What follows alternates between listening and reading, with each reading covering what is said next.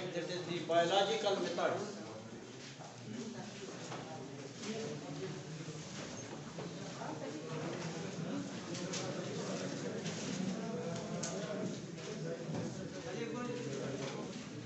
Biological methods means hayatiyati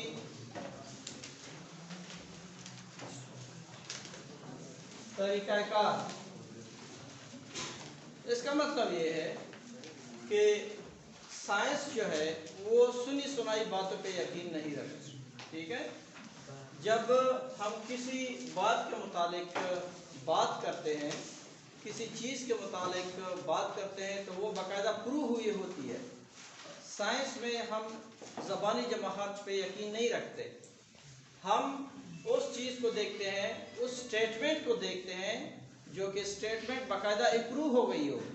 किसी biologist ने उसको बाकायदा एक तरीक़ाकार के तहत उसके पीछे कुछ दलीलें होती हैं, उस दलीलों की बेस पे हम जो है उस बात को, उस स्टेटमेंट को मानते हैं। अदरवाइज़ हम उसको रिजेक्ट कर देते हैं। अगर उसके पास कोई दलील नहीं है तो वो चीज़ हम उसको साइंटिफिकली जो है नहीं मानते। बेसिकली जो बायोलॉजिकल मेथड्स है वो हम क्यों इस तरह तरीक़ाकार इख्तियार करते हैं कि वो चीज़ या जो वो स्टेटमेंट होती है वो हमारे पास सारे लोगों के लिए वो काबिल कबूल हो। तो इसका बाकायदा एक प्रोसेस है।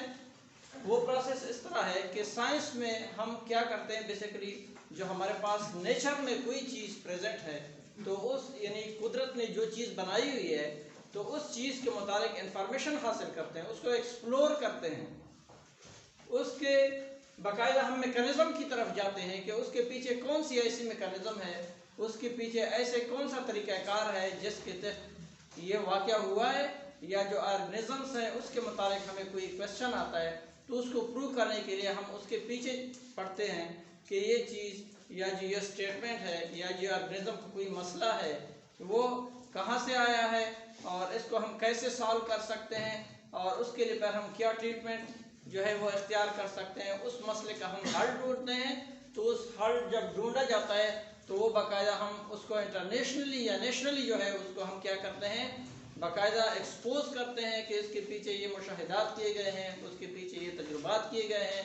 उसके बेस पे फिर सारी दुनिया उस बात को मान लेती है और उसके सदबाब जो कोई प्रॉब्लम है तो उसका वही हल वो ढूंढ के फिर उसका जो है हम इलाज करते हैं उस चीज़ का। ठीक है, तो उसके लिए कौन कौन से बाकायदा इसकी इम्पोर्टेंस क्या है जो बायोलॉजिकल मेथड्स हैं, इसकी इम्पोर्टेंस या सिग्निफिकेंस या अहमियत क्या है। ये हमारे पास जो एडवांसमेंट है मेडिसिन में वो इसके थ्रू आती है। एडवांसमेंट इन मेडिसिन, इसके अलावा एडवांसमेंट इन इकोलॉजी,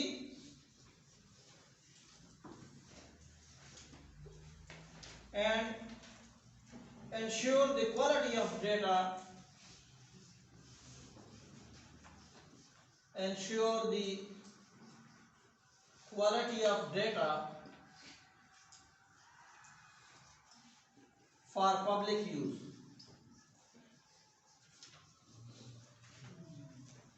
यानी इस तरीक़ाकार के तहत हमारे पास एक ऐसा डेटा आ जाते हैं जिसके बाकायदा एक क्वालिटी होती है और वो क्वालिटी सारे जो पब्लिक है, जो कि अवाम है, उनके लिए वो काबिल कबूल होती है। यानी वो किसी एक बंदे की बात अगर होती है तो कई लोगों ने उसको आजमाया हुआ होता है और साइंटिफिकली जो है पूरी दुनिया उस बात को मानती है। मे बी कि किसी भी टाइम पे वो डेटा जो है दूसरे लोगों के लिए काबिल कबूल ना हो, क्योंकि साइंस में कोई बात ख़त्म ही नहीं होती कि मैंने आज जो स्टेटमेंट जारी कर दी किसी मुशाहिदे की बेस पे किसी भी चीज़ पे तो वो बस एक सतह पर लकीर बन गई। नहीं, उसके बाद फिर लोग मज़ीद उस पर तजुर्बात करते रहेंगे और लोगों के लिए एक दूसरा रास्ता खुल जाएगा जिसकी बेस पे लोग उसको क्या करेंगे, मज़ीद इस बात को आगे लेके जाएंगे। मे बी के एंड पे मेरी बात गलत भी हो जाए, लेकिन उस टाइम के लिए फ़िलहाल वो जो डिस्कवरी होती है वो काफ़ी लोगों को काबिल कबूल होती है और वो एक्सप्लोरेशन के लिए जो है और तहकीकात के लिए मज़ीद दूसरे रास्ते वो जो साइंटिस्ट होते हैं उनके लिए वो खोल देती है। अब इसके मुख्तलिफ प्रोसेसेस हैं, सेंट्रल जो बायोलॉजिकल मेथड्स हैं वो प्रोसेसेस कौन कौन से हैं उसको हम वन बाय वन डिस्कस करेंगे। फिलहाल मैं उसके जो है टाइटल लिख देता हूँ। Number 1, recognition of biological problems. Recognition of biological problem. Second, observation.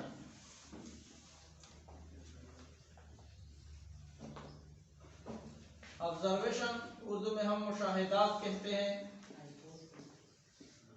और रिकॉग्निशन ऑफ बायोलॉजिकल प्रॉब्लम का मतलब है कि जो भी कोई मसला आता है उसको हम पहले उसकी पहचान करते हैं कि मसला है क्या। इसको हम डिस्कस करेंगे आगे। Third one is the hypothesis. इसको हम उर्दू में मफरूजा कहते हैं।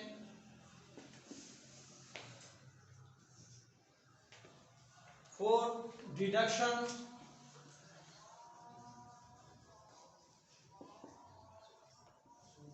Five, experimentation.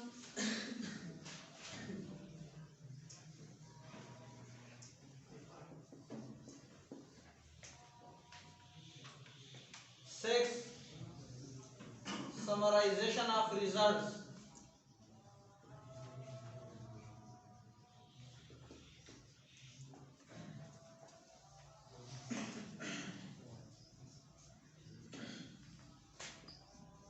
Seven, reporting the results.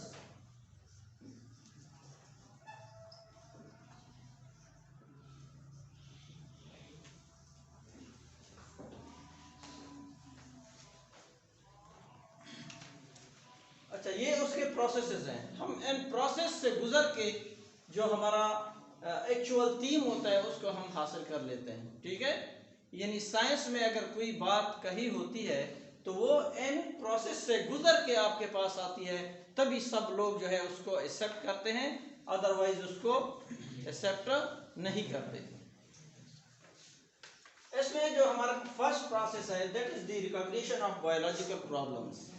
यानी ये मसले का पहचान आप कैसे करेंगे, मसले की पहचान आप कैसे करेंगे, ये आता है क्वेश्चन से। फॉर एग्जांपल, एक लिविंग ऑर्गेनिज्म है, उसके मुतालिक कोई क्वेश्चन आ गया, किसी ने पूछ लिया, या जो बायोलॉजिस्ट है उसके जहन में खुद बहुत कोई क्वेश्चन आ जाता है कि अगर कोई काम हो रहा है, फॉर एग्जांपल कोई मसला है, तो वो क्यों है।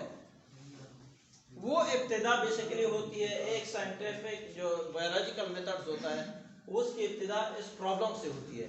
जब आपके सामने कोई मसला आ जाता है लिविंग ऑर्गेनिजम्स को, तो उसके जहन में वो प्रॉब्लम क्या है उसकी वो पहचान कर लेता है कि ये मसला क्यों आ रहा है, या किसी ने खुद को क्वेश्चन उससे कर लिया बायोलॉजिस्ट से, या बायोलॉजिस्ट जो होता है उसके जहन में बताते खुद कोई क्वेश्चन अराइज होता है, तो वो क्या आता है, that is called the recognition of biological problem. For example, हम जस्ट एक एग्जाम्पल ले लेते हैं कि मलेरिया एक बीमारी है। अब किसी बायोलॉजिस्ट के जहन में या खुद क्वेश्चन आ गया कि मलेरिया क्या चीज़ है, कहाँ से आया हुआ है, या किसी ने उससे क्वेश्चन कर लिया कि मलेरिया जो है ये कौन सी बीमारी है, किस चीज़ से फैलता है और इसको हम रोकेंगे कैसे। तो ये अब क्वेश्चन बन गया, एक प्रॉब्लम है, उस प्रॉब्लम की पहचान हो गई। तो इस प्रॉब्लम की पहचान जब हो गई तो इसको मज़ीद वो आगे लेकर जाते हैं कि चलो प्रॉब्लम तो आ गई, अब इसके मुतालिक इसके बारे में मज़ीद इंफॉर्मेशन हम हासिल करेंगे और इसके मुताबिक जो है उसका सद्जवाब ढूंढेंगे। तो उसके लिए एक प्रोसेस हमारे पास मौजूद है, उस प्रोसेस के थ्रू बायोलॉजिस्ट चलते हैं, फिर उसका वो सद्जवाब निकालते हैं और इसका हल ढूंढते हैं। अब ऑब्जर्वेशन क्या है, ऑब्जर्वेशन से मुराद मुशाहिदात होते हैं, और इसके लिए हमारे जो 5 सेंसेस होते हैं वो काम करते हैं। मुशाहिदात आप किस बेस पे करते हैं, आप अपने ब्रेन के थ्रू करते हैं, सोचना, ठीक है। आप अपने जो है आइस के थ्रू करते हैं, जिससे आप कोई चीज़ देख सकते हैं। फॉर एग्जांपल फ्लावर्स हैं, फ्लावर का जो कलर है तो वो किस कलर का है, पिंक कलर का है या रेड कलर का है, उसमें आपकी क्या चीज़ें यूज होती है, आई साइट यूज होती है, ठीक है। अब फॉर एग्जांपल आप किसी चीज़ का जायका देखना चाहते हैं, टेस्ट देखना चाहते हैं, तो आप अपने किस चीज़ को यूज़ करते हैं, टंग को यूज़ करते हैं, क्योंकि वहाँ पे टेस्ट बड है, वो आपके लिए जो है बेटर है, सोर है, या जो है किसी और टेस्ट का है, तो आप इसके थ्रू देख सकते हैं। आपकी स्किन है वो टच को फील करता है, तो आप टच के थ्रू जो है उस चीज़ को जो है बाकायदा फील कर सकते हैं, ठीक है। तो उसके लिए आप इन जो 5 सेंसेस हैं उसको यूज़ करते हैं। इसके अलावा अगर कहाँ पे इंसान की जो है अपने 5 सेंसेस काम नहीं कर सकते, ठीक है, बियॉन्ड होते हैं उसके लेवल से, तो उसके लिए फिर डिफरेंट जो हमारे पास इक्विपमेंट्स होती हैं साइंटिफिक, उसको हम यूज़ करते हैं, साइंसी आलात को यूज़ करते हैं, ठीक है। फॉर एग्जांपल अगर कोई चीज़ हमें सही तरीके से अपने आंखों से नज़र नहीं आती, तो उसके लिए हम क्या करते हैं, मुख्तलिफ़ किस्म के जो मैग्नीफाइंग ग्लासेस होते हैं वो इस्तेमाल करते हैं, ठीक है। वो एक आला है बेसिकली जो हमारे 5 सेंसेस के अलावा मतलब है कि उस सेंस में हमें हेल्प करती है। तो मुशाहिदात में हमारे पास कौन सी चीज़ें होती हैं, उन चीज़ों को हम यूज़ करते हैं, उन 5 सेंसेस को हम यूज़ करते हैं, उसकी बिना पर हम अपना ऑब्जर्वेशन जो है वो कायम करते हैं। अब ऑब्जर्वेशन मुख्तलिफ किस्म की होती है। कुछ ऑब्जर्वेशन इस तरह की होती है कि वो क्वान्टिफाइबल होती है, उसकी मकदार हम मालूम कर सकते हैं, इसको हम कहते हैं क्वांटिटेटिव ऑब्जर्वेशन। क्या कहते हैं, क्वांटिटेटिव ऑब्जर्वेशन। और कुछ ऑब्जर्वेशन हमारे पास ऐसी होती है जो कि क्वालिटेटिव होती है, किसी चीज़ की खूबी को वो बयान करती हैं, वो हमारे पास जो है क्वांटिफाइबल कंडीशन में नहीं होती। फॉर एग्जांपल खूबसूरती, ब्यूटी। अब ब्यूटी को आप ऐसे नहीं लिख सकते कि फॉर एग्जांपल ये जो है 10 नंबर खूबसूरत है, ऐसे नहीं कह सकते ना। तो हम कहते हैं कि ये खूबसूरत है, ये ज़्यादा खूबसूरत है, ये थोड़ा खूबसूरत है, फिर इसका क्राइटेरिया इस तरह हम करते हैं, ग्रेडेशन उसकी करते हैं मुख्तलिफ तरीक़ों से, लेकिन क्वान्टिफाइबल कंडीशन में हम उसको नहीं लिख सकते। ये हमारे पास क्वालिटेटिव डेटा होता है, किसी चीज़ की खूबी को बयान करते हैं, और ये लेस एक्यूरेट होते हैं। जो क्वालिटेटिव होते हैं, जो हमारे पास क्वालिटेटिव ऑब्जर्वेशन होते हैं, वो लेस एक्यूरेट होते हैं, मीन्स वो इतने क्लियर कट जो है हमारे पास उसका रिजल्ट नहीं होता, मतलब है उसमें ऊंच नीच हो सकती है। लेकिन जो हमारे पास क्वांटिटेटिव होते हैं वो बाकायदा मेजरेबल कंडीशन में होते हैं, उसको हम जो है बाकायदा लिख सकते हैं कि नंबर्स के फॉर्म में होती है, जो कि कंप्लीट होती है। फॉर एग्जांपल जो क्वालिटेटिव है ये वेरिएबल भी होते हैं, मतलब है कि वेरी कर सकते हैं, ठीक है, कुछ जिस तरह ज़्यादा खूबसूरत, कम खूबसूरत। लेकिन जो हमारे पास क्वांटिटेटिव होते हैं, क्वांटिटेटिव जो हमारे पास ऑब्जर्वेशन होती है वो फिक्स होती है, वो इनवेरिएबल होती है, तब्दील नहीं होती। इसकी सिंपल एग्जांपल मैं आपको दे देता हूँ। क्वांटिटेटिव में अगर हम देखते हैं, हम कहते हैं कि जो फ्रीजिंग पॉइंट है वाटर का वो क्या है, 0 डिग्री सेंटीग्रेड, 0 डिग्री सेंटीग्रेड है, और जो बॉइलिंग पॉइंट है वो क्या है, 100 डिग्री सेंटीग्रेड है। अब ये हमारे पास कौन सी ऑब्जर्वेशन है, ये क्वांटिटेटिव है। इस तरह अगर हम कहते हैं कि लीटर ऑफ वाटर, एक पानी का जो लीटर है वो तकरीबन कितने ग्राम्स होता है, 1000 ग्राम्स होता है। जो हमारे पास इथानॉल है वो थोड़ा सा हल्का है, लेकिन वो 1 लीटर कितने का है, 1 लीटर कितना है, वॉल्यूम उस दोनों का एक जैसा है, ठीक है, 1 लीटर और 1 लीटर है, लेकिन उसका वेट जो है पानी की निस्बत थोड़ा सा कम है, वो तकरीबन 789 ग्राम्स का है, 789 ग्राम। हालांकि दोनों लीटर हैं, लेकिन वेट एक दूसरे का मुख्तलिफ है तो क्वांटिफाइबल कंडीशन में आ गई ना। क्वांटिफाइबल कंडीशन है, मतलब है कि ये क्वांटिटेटिव मेजरमेंट्स हैं, क्वांटिटेटिव ऑब्जर्वेशंस हैं हमारे पास। अब आते हैं किस चीज़ की तरफ, क्वालिटेटिव ऑब्जर्वेशन की तरफ आते हैं। क्वालिटेटिव ऑब्जर्वेशन में क्या होगा, they can not be measured, उसको हम मेजर नहीं कर सकते, क्योंकि वो किसी चीज़ की क्वालिटी को जो है बताते हैं, जो हमारे पास क्वालिटेटिव ऑब्जर्वेशन होती है। ये किसी चीज़ की क्वालिटी को बताती है। फॉर एग्जांपल ब्यूटीफुल, ब्यूटी जो है, ब्यूटी को बताना जो है, अब हम इसको नहीं लिख सकते जिस तरह मैंने आपको एग्जांपल दी थी। इस तरह इंटेलिजेंस है, किसी बंदे की जहानत है, उसको हम मेजर नहीं कर सकते कि वो कितना, मतलब है कि कितनी ग्रेडेशन उसमें नहीं कर सकते उसको। बाकायदा एक पेन पॉइंट पे हम किसी नंबर को नहीं लिख सकते कि ये एक नंबर का जो है वो है इंटेलिजेंट है। इसको हम क्वालिटेटिव कंडीशन में अगर डिस्कस करते हैं तो ऐसे कह सकते हैं कि जो फ्रीजिंग पॉइंट है वाटर का, ये कोल्डर है देन बॉइलिंग पॉइंट। यानी अब ये क्वालिटेटिव ऑब्जर्वेशन आ गई। अगर हम कहते हैं कि जो पानी का फ्रीजिंग पॉइंट है वो क्या है, वो कोल्डर है यानी ठंडा है बॉइलिंग पॉइंट की निस्बत, ये क्वालिटेटिव ऑब्जर्वेशन में ये बात आ गई। इस तरह हम ये भी कह सकते हैं क्वालिटेटिव ऑब्जर्वेशन में कि जो 1 लीटर पानी का है वो बारी है किससे, इथानॉल से। जिस तरह मैंने आपको उसकी बता दिया कि वो 789 ग्राम वगैरह का है इथानॉल, और पानी जो है 1000 ग्राम का है, तो पानी में बारी हो गया ना उससे। तो ये जो बारी होना है ये किस चीज़ की ऑब्जर्वेशन है, ये एक क्वालिटेटिव ऑब्जर्वेशन है। क्योंकि ऑब्जर्वेशन हम मुशाहिदात की बुनियाद पर करते हैं। जिस तरह हम कहते हैं फॉर एग्जांपल, इसमें मलेरिया की अगर एग्जांपल लेते हैं, मलेरिया बेसिकली 2 वर्ड से बना है। माला मीन्स माला, बेड, एरिया मीन्स वो एरिया। यानी इसके मुतालिक अब ऑब्जर्वेशन किस तरह बनेगी, ऑब्जर्वेशन इस तरह बनेगी कि फॉर एग्जांपल उसके मुख्तलिफ ऑब्जर्वेशन बनते हैं। एक ये होता है कि कोई बंदा कहता है, ये भी एक ऑब्जर्वेशन है कि जो मलेरिया है वो बेड एरिया, जहाँ पे एनवायरनमेंट गंदा हो वहाँ से फैलता है, ये भी एक ऑब्जर्वेशन है। अब कुछ लोग कहते हैं कि मलेरिया जो है मार्शी एरिया में फैलता है, यानी जहाँ पे मच्छर वगैरह ज़्यादा हो वहाँ पे फैलता है। और कुछ लोग कहते हैं फॉर एग्जांपल कि ये जो हम पानी पीते हैं, मार्शी एरिया का जो पानी पीते हैं वहाँ से मलेरिया आता है, ये भी एक ऑब्जर्वेशन है। मतलब है कि आपका अपना मुशाहिदा जो है उसको हम क्या कहते हैं, ऑब्जर्वेशन कहते हैं। और एक और भी ऑब्जर्वेशन है कि जो मलेरिया है वो एक पैरासाइट है जिसका नाम प्लाज्मोडियम है, उससे फैलता है, ये भी एक ऑब्जर्वेशन है। मतलब ऑब्जर्वेशन आपके पास कई आती हैं, ठीक है। अब इन ऑब्जर्वेशन के बेस पे, इन मुशाहिदात की बेस पे हम एक स्टेटमेंट जारी करते हैं, एक जुमला कह देते हैं फॉर एग्जांपल। उस जुमले को हम क्या कहते हैं, हाइपोथेसिस कहते हैं, ठीक है।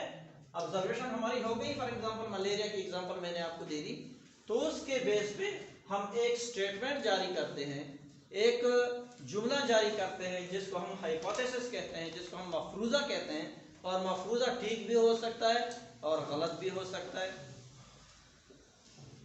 हम कह सकते हैं कि फॉर एग्जांपल जो मलेरिया है वो मार्शी एरिया में फैलता है फॉर एग्जांपल, तो ये ठीक भी हो सकता है, गलत भी हो सकता है।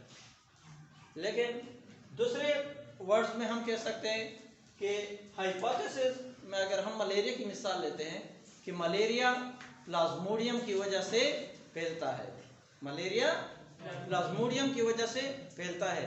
अब ये ठीक भी हो सकता है और क्या है कि ये मलेरिया जो है इस ही प्लाज्मोडियम से फैलता है, ठीक है। अगर मालूमात हमें जो पीछे से एक्सपेरिमेंट्स वगैरह इस तरह की जो रिजल्ट्स हैं वो हमें नहीं बता रहे होते कि यार मलेरिया जो है प्लाज्मोडियम से नहीं फैलता, तो फिर हम इसको रिजेक्ट कर देंगे और कहेंगे कि मलेरिया प्लाज्मोडियम से नहीं फैलता, ठीक है। तो हाइपोथेसिस क्या चीज़ होती है, वो एक स्टेटमेंट होती है, एक जुमला सा होता है, वो ठीक भी हो सकता है, वो गलत भी हो सकता है। लेकिन इस स्टेटमेंट को प्रूव करने के लिए मजीद फिर क्या होता है, ये प्रोसेसेस इख्तियार किए जाते हैं। ये एक जनरल स्टेटमेंट होती है और ये एक अंदाज़तन जो है हमारे पास एक आइडिया होता है, अंदाज़तन एक आइडिया होता है। अब इसके पीछे जो है डिडक्शंस होते हैं। इस मफरूज़े से फॉर एग्जांपल हमने कहा कि प्लाज्मोडियम जो है उससे मलेरिया फैलता है, तो इससे हम क्या डिडक्शन निकालेंगे, उससे क्या हम माहिस करेंगे, उससे हम क्या अखज़ करेंगे, उससे ये अखज़ करेंगे कि फॉर एग्ज़ाम्पल अगर प्लाज्मोडियम जो है वो काज है मलेरिया का, यानी प्लाज्मोडियम की वजह से अगर मलेरिया फैलता है, तो वो लोग जिनके बॉडी में मलेरिया का पैरासाइट यही प्लाज्मोडियम अगर मौजूद होगा, तो इसका मतलब ये है कि उसको मलेरिया होगा। ठीक है, यानी जिस बंदे के ब्लड में प्लाज्मोडियम होगा जो मलेरिया फैलाता है, तो हम कहेंगे कि वो इसका वाकई काज है। और जिन लोगों के जिस्म में वो यानी ब्लड में वो प्लाज्मोडियम नहीं होगा, तो इसका मतलब ये है कि उसको मलेरिया नहीं होगा। ये हमने कहाँ से अखज़ किया, इस हाइपोथेसिस से हमने ये डिडक्शन निकाला। ठीक है, डिडक्शन कहाँ से निकाले जाते हैं, हाइपोथेसिस से निकाले जाते हैं। These are the logical conclusions. These are the logical conclusions that are drawn from the hypothesis. ये लॉजिकल कंक्लूजन्स होती हैं, यानी नताइज होते हैं जो कि हम हाइपोथेसिस से निकालते हैं।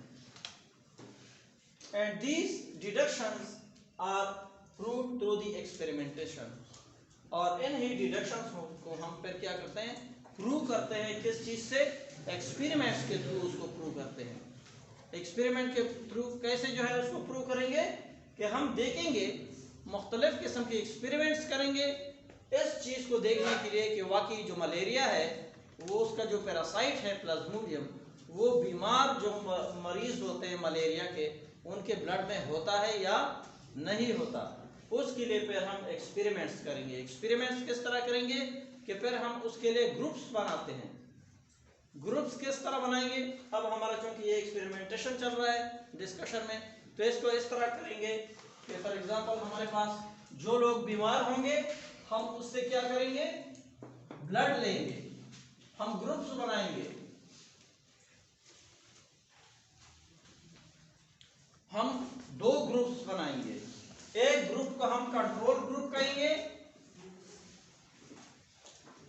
और दूसरे को एक्सपेरिमेंटल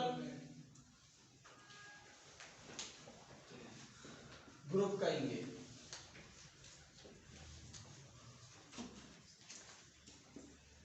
कंट्रोल ग्रुप में फॉर एग्जांपल मैं कहता हूं कि मैंने 100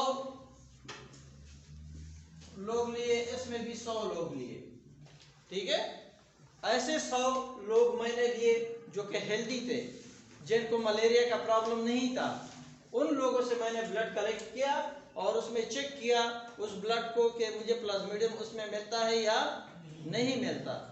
और दूसरा जो एक्सपेरिमेंटल ग्रुप था, उसमें जो है मैंने देखा, यानी जो पेशेंट थे मलेरिया के पेशेंट थे, वो 100 लोग मैंने चुने और उनसे ब्लड लिया और उसका ब्लड मैं चेक करूंगा कि उसमें प्लाज्मोडियम है या नहीं है। इसको हम क्या कहते हैं, इसको एक्सपेरिमेंटेशन कहते हैं। अब ये दो ग्रुप्स जब मेरे पास आ जाते हैं, तो उसके बाद फिर क्या होता है कि इसको मैंने टेस्ट किया। फॉर एग्जांपल मैंने टेस्ट किया तो तकरीबन मेजॉरिटी ऑफ पीपल जो इसमें थे, 100 में से किसी को भी मलेरिया नहीं था, क्योंकि हेल्दी थे, कोई मलेरिया नहीं था, लिहाजा प्लाज्मोडियम उसमें नहीं था। या इन केस अगर उसमें प्लाज्मोडियम था भी तो बहुत कम था, क्योंकि बाज़ दफ़ा ऐसी भी होता है कि आपके क़ुव्वत मुदाफ़अत पे डिपेंड करता है, उस पर इन्हिसार करता है, आपके इम्यूनिटी पे डिपेंड करता है कि बाज़ लोगों को शायद मलेरिया के जो पैरासाइट है उसकी बॉडी में है, लेकिन उसकी इम्यूनिटी इतनी स्ट्रांग है कि उसको मलेरिया के सिम्पटम्स शो नहीं होने देते। ठीक है, अगर किसी बंदे का मुदाफ़ती निज़ाम स्ट्रांग है, उसकी बॉडी में प्लाज्मोडियम था लेकिन उस लेवल का नहीं था, या उसकी इम्यूनिटी इतनी स्ट्रांग थी कि जिसकी वजह से उसमें मलेरिया के जो सिम्पटम्स थे वो मौजूद नहीं थे। ठीक है, हो सकता है इसमें भी मुझे कुछ 1-2 वगैरह लोगों के जो है सैंपल्स में प्लाज्मोडियम नज़र आ जाए। ठीक है, अब इसमें जो थे उसमें मेजॉरिटी जो पीपल थे उसमें मुझे प्लाज्मोडियम उसके ब्लड में नज़र आ गया। ठीक है, आपके पास जब डेटा आ जाता है कि फॉर एग्जांपल मैं कहता हूँ कि इसमें ऐसे लोग थे जो कि 2 लोग ऐसे थे, यानी 2 बंदे ऐसे थे जिसमें मुझे प्लाज्मोडियम नज़र आ गया, लेकिन 98 इस तरह थे कि उसमें मुझे जो है वो प्लाज्मोडियम नजर नहीं है। मेजॉरिटी किसकी है? मलेरिया के सिम्टम्स उसमें नहीं है। ठीक है, हम मेजॉरिटी को देखते हैं। और इसमें इस तरह था कि 98 फॉर एग्जांपल इसमें इस तरह थे, या 100 इस तरह थे कि उसमें प्लाज्मोडियम मुझे नजर आ गया। और इसके अलावा जो 2 लोग थे वो इस तरह थे कि उसमें जो है प्लाज्मोडियम नजर नहीं आया। ठीक है, इसके बाद जब हमारे पास इस तरह के डेटा आ जाता है, फिगर्स आ जाते हैं बाकायदा, तो उस फिगर्स को दोबारा हम क्या उस पर स्टेट अप्लाई करते हैं।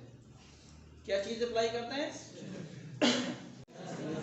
अच्छा, तो हम डिस्कस कर रहे थे एक्सपेरिमेंटेशन में, तो मतलब है कि हम उस डेटा पे फिर क्या करते हैं? स्टैटिस्टिक को अप्लाई करते हैं। जब स्टैटिस्टिक हमें ये बताता है कि डिफरेंस कितना है, उसके बाद हमारे पास कुछ मीन्स आते हैं, कुछ एवरेजेस आते हैं, उसके बेस पे पर हम कहते हैं कि वाकई जो फॉर एग्जांपल ये हमारे पास डेटा है, तो अक्सरियत के डेटा में हमारे पास प्लाज्मोडियम जो है वो नज़र आ गया, तो हम कहते हैं कि वाकई प्लाज्मोडियम जिनके ब्लड में प्रेजेंट होता है तो मलेरिया जो है उन लोगों में होता है। मतलब है कि जो प्लाज्मोडियम है वो मलेरिया का काज है, यानी बाकी चीज़ें नहीं है।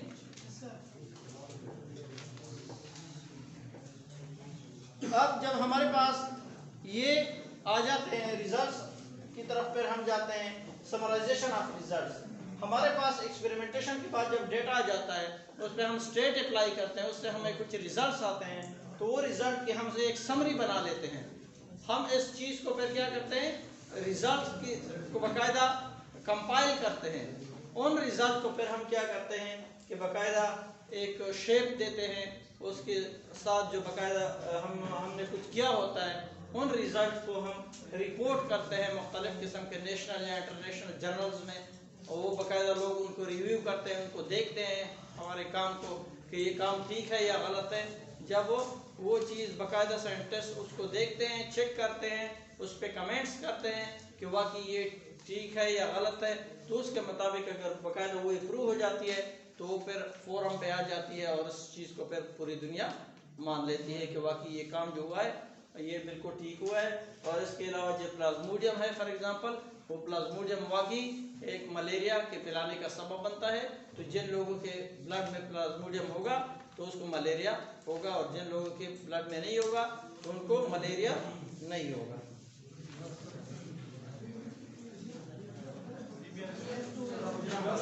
Okay, this is the end of the lecture.